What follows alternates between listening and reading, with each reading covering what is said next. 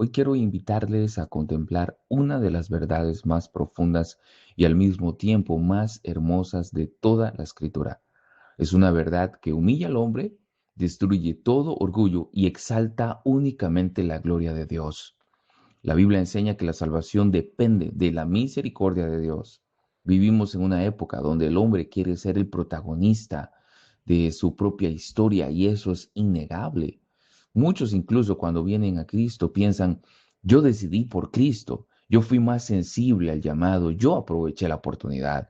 Pero el apóstol Pablo nos conduce a un camino completamente diferente. Él nos dice en Romanos 9, 15 al 16, pues a Moisés dice, tendré misericordia del que yo tenga misericordia y me compadeceré del que yo me compadezca. Así que no depende del que quiere ni del que corre, sino de Dios que tiene misericordia.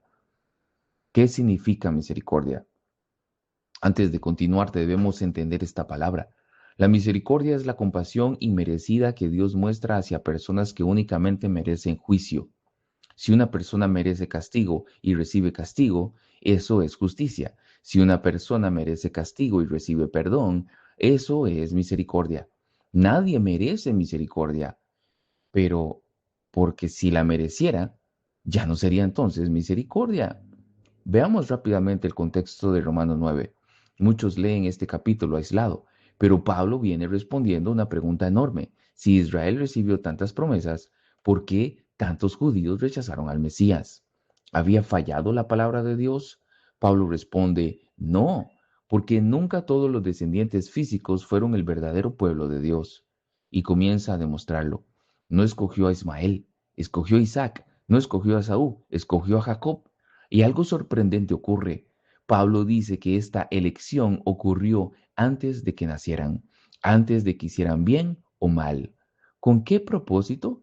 Para que el propósito de Dios conforme a la elección permaneciera, no por obras, sino por aquel que llama. Pero en todo esto Pablo sabe que hay una objeción natural. Cuando Pablo enseña esto, inmediatamente anticipa la reacción del lector. En Romanos 9:14 dice lo siguiente, ¿qué diremos pues? ¿Hay injusticia en Dios? Observe bien, la objeción no es moderna, ya existía hace 2000 años. Y Pablo no responde debilitando la soberanía de Dios, no dice, no, realmente todo depende de la decisión final del hombre. No, responde citando a Dios mismo. Es decir, tendré misericordia del que yo tenga misericordia. La misericordia le pertenece a Dios. Él no la administra porque alguien la merezca, la administra porque a su voluntad santa y sabia le pareció bien. ¿Eso hace injusto a Dios entonces? Debemos pensar eso cuidadosamente. Imagínate a un juez. Él tiene 10 criminales culpables. Si castiga a los 10, ¿es injusto? La respuesta natural es no. Hace bien haciendo justicia. Pero si decide perdonar gratuitamente a uno de ellos pagando él mismo la deuda, ¿es injusto con los otros 9? Tampoco. A los 9 les dio justicia, al otro le dio misericordia. Ninguno recibió injusticia. La injusticia sería condenar a un inocente o absolver culpables ignorando la justicia. Pero eso no ocurrió, porque la justicia fue satisfecha en Cristo. Entonces, ¿por qué Dios salva? La respuesta bíblica jamás es porque vio algo mejor en nosotros. La respuesta es porque quiso mostrar la gloria de su gracia. Pablo escribe en Efesios capítulo 2, pero Dios que es rico en misericordia. No dice, pero el hombre, dice, pero Dios. Y en Tito 3:5 dice, no por obras de justicia que nosotros hubiéramos hecho, sino por su misericordia. Y Pedro escribe en 1 Pedro 1:9, según su grande misericordia nos hizo renacer de nuevo. Observe el objeto o el sujeto, más bien de todos esos verbos. No somos nosotros, es Dios. Él nos dio vida, Él nos hizo renacer, Él mostró misericordia. Entonces, ¿para qué evangelizamos? Se preguntan algunos. Esto es otra objeción fuerte. Si Dios salva soberanamente, ¿para qué predicar?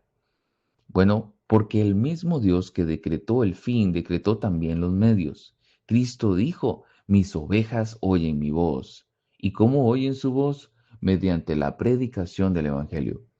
Por eso Pablo, que escribió Romanos 9, inmediatamente después dedica Romanos 10 a la necesidad de predicar a Cristo.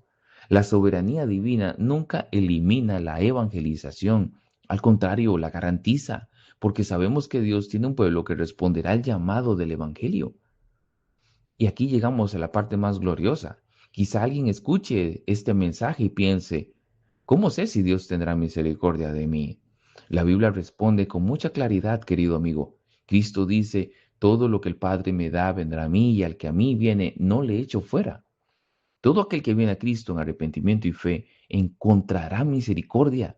Nadie será rechazado por acudir genuinamente, sinceramente al Salvador.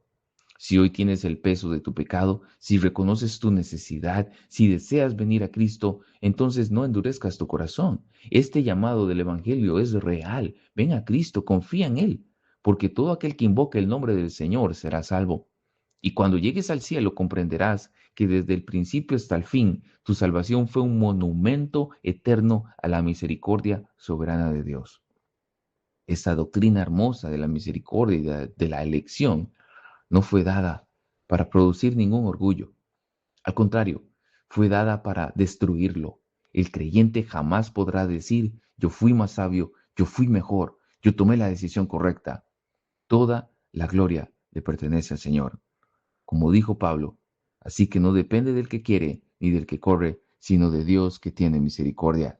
Y precisamente porque la salvación descansa en la misericordia soberana de Dios, el creyente puede vivir con seguridad inquebrantable. Que solo a Dios sea la gloria, que el Señor añada bendición a su santa palabra.